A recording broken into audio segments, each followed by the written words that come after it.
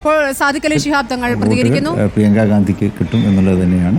പൊതുവെ UDFിൻ്റെ പ്രകടനം വളരെ മെച്ചമാണ്. എല്ലാ തുപ്രചരണങ്ങളെയും ഒക്കെ അതിജീവിച്ചുകൊണ്ട് തന്നെ UDF വിജയത്തിലേക്ക് എത്തി. ചേലക്കരയിൽ LDFന് പ്രതീക്ഷിച്ച വിജയം കൈവരിക്കുവാൻ കഴിഞ്ഞിട്ടില്ല. കഴിഞ്ഞ അസംബ്ലി തെരഞ്ഞെടുപ്പിൽ അവർ നേടിയതിനേക്കാളൊക്കെ എത്രയോ പിറകിലാണ് ഇപ്പോൾ അവർക്ക് നേടാൻ കഴിഞ്ഞിട്ടുള്ളത്. ഏതായാലും UDFിൻ്റെ ഒരു വിജയം തന്നെയാണ് ഈ തെരഞ്ഞെടുപ്പ് വ്യക്തമാക്കുന്നത്. കണക്ക് വ്യക്തമാണല്ലോ, തങ്ങൾ പറഞ്ഞ കണക്ക് വ്യക്തമാണല്ലോ.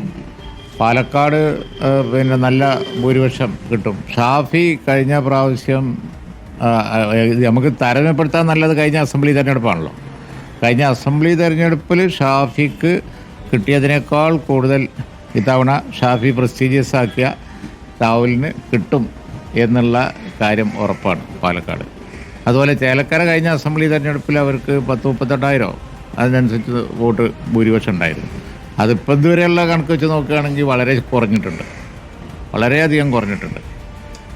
അതുപോലെ തന്നെ വയനാട്ടിൽ ലാസ്റ്റിൽ രാഹുൽ ഗാന്ധി നേടിയ 3,60,000 മുകളിലോ അതിനേക്കാൾ കൂടുതൽ അതാ തങ്ങൾ പറഞ്ഞത്, കൂടുതൽ വോട്ട് കിട്ടാനാണ് ഇപ്പോഴത്തെ ഒരു ട്രെൻഡ് നോക്കിയിട്ടാണ് തങ്ങൾ പറഞ്ഞത്. അപ്പോൾ ഇത് വെച്ച് നോക്കുകയാണെന്നുണ്ടെങ്കിൽ UDFന് എല്ലാ നിലയിലും റിസൾട്ട് അനുകൂലമാണ്. പാലക്കാടൊക്കെ മതേതര വോട്ടുകൾ ഭിന്നിപ്പിക്കാൻ ശ്രമം നടക്കുന്നു ആക്ഷേപം ഉയർന്നിരുന്നു. അതിനൊക്കെ തിരിച്ചടിയാണോ ഇപ്പോഴുള്ള ഫലം? അതാ തിരിച്ചടി തന്നെയാണ്. കാരണം രാഹുൽ BJP കേന്ദ്രങ്ങളിലാണ് രാഹുൽ മാങ്കൂട്ടത്തിൽ വലിയ തേരോട്ടം നടത്തിയത്. മുനിസിപ്പാലിറ്റി എന്ന് പറഞ്ഞാൽ പിന്നെ BJP ഉള്ളൂ. അവിടെ 9,000 വോട്ടിൻ്റെ ലീഡ് ഉണ്ടാവും എന്നൊക്കെ പറഞ്ഞിട്ട് 900 വോട്ട് പോലും ലീഡുണ്ടാക്കാൻ BJPക്ക് കഴിഞ്ഞില്ല.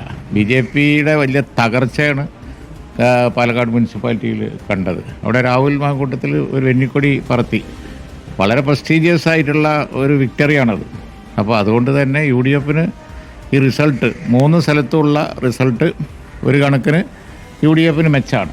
സാങ്കേതികമായി ഇപ്പോൾ ചേലക്കര ജയിച്ചാലും കഴിഞ്ഞ അസംബ്ലി തെരഞ്ഞെടുപ്പിൽ അവർ നേടിയതിൻ്റെ പകുതി പോലും ഭൂരിപക്ഷം നേടാൻ അവർക്ക് കഴിയും എന്ന് തോന്നുന്നില്ല. എന്നാൽ കഴിഞ്ഞ അസംബ്ലി തെരഞ്ഞെടുപ്പിൽ നേടിയതിൻ്റെ 3 ഇരട്ടി വോട്ട് പാലക്കാട് കിട്ടാനുള്ള സാധ്യതയുണ്ട്.